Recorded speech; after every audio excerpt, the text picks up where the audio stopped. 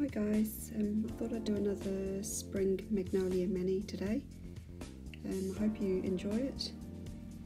Here are the polishes that I've used. Full details of all those polishes are down in the description box. And I used my new MoYou Flower Power Plate 4.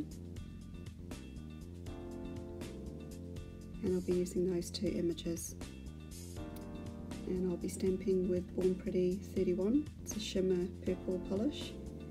And I've already put down some top coat on my decal mat. It's a Messy Mansion decal mat. So there's the first image. I'm really sorry I actually stamped it, or sorry, picked up the image off camera, but you can actually see the second image that I'm taking from this plate. Doing it with the clear stamper makes it really easy for placement when you're making decals. There's a closer image. So I'm going to be filling in these images today with these two polishes. First one's a Sally Hansen one.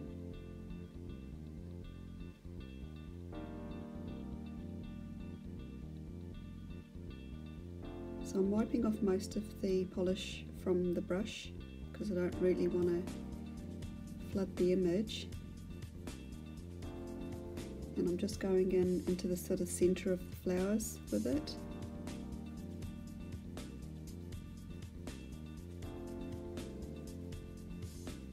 Now with this purple polish it doesn't seem to streak, so I haven't actually put a second top coat before I'm filling in these flowers.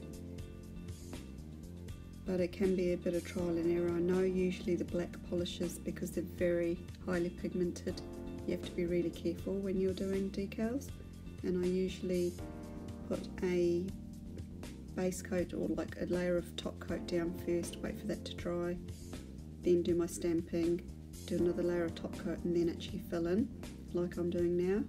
But with this purple polish it seems to dry and it doesn't run, so I've gone ahead and just filled straight onto the stamped image without doing that second layer of top coat. So you can see I'm just sort of trying to do a layered effect with these two polishes. So the first one being the darker lavender colour and the second one is a really light lavender. It's quite a nice, very soft colour, that second one, the Revlon one.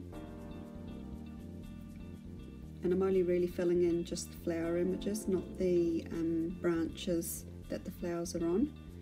And I do the same with the second flower image. Now I don't think this is actually a magnolia flower, but I just thought it kind of went with the magnolia flower images, and so I decided to use the image as a feature one on my accent nail. So I'm just going in again with the lighter lilac.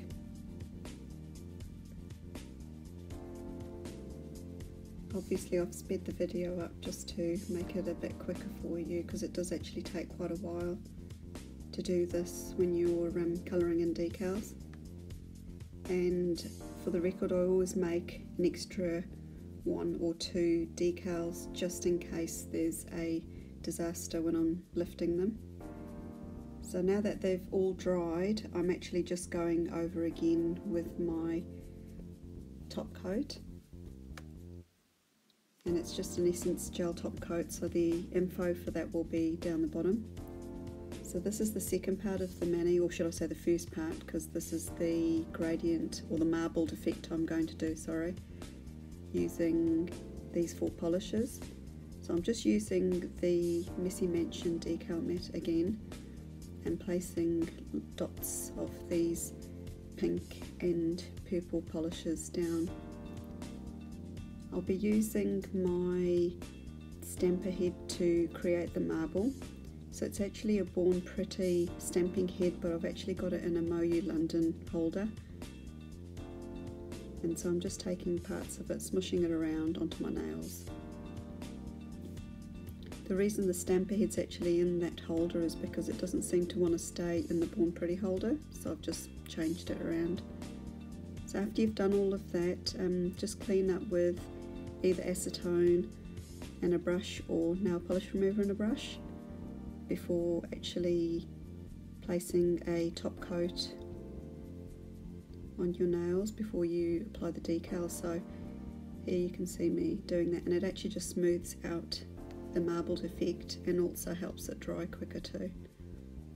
So I'm just using a cuticle pusher here to lift the decals.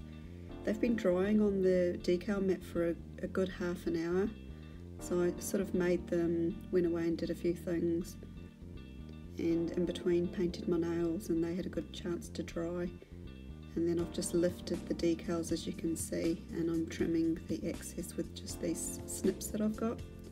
So make sure you trim around the shape of your cuticle, and then I'm just helping them to stick down with a bit of the top coat again. I don't normally use this, but I thought I'd use this top coat today to see how well it worked for decal making. So I normally use the OPI top coat and that works really well, but it can get quite expensive, so I've just used this cheaper one. And the decals have come out quite nice and flexible too, so I'm quite happy with it, but the only thing is you do have to use a bit of top coat to help it stick down. So I'm using those single flower images just on my ring finger, just as an accent, and also on my thumb. Now I've got quite short nails, so that image has actually covered the whole of my nail and you can't really see the marbled effect, but yeah, I know that it's there and you can see a little bit around the edge, so it's all good. And then I'm just using the brush to seal down the edges and clean up any excess with acetone, and then I'm just applying a final layer of top coat, which was Shish Vite. And then after that's dried, I'm just using OPI matte top coat because I actually wanted to have a matte effect on it, which I thought looked better, but you can go either way. And that's your finished mani. So I really hope you like that, guys. If you do, please subscribe for further creative tutorials, and thanks for watching. Bye.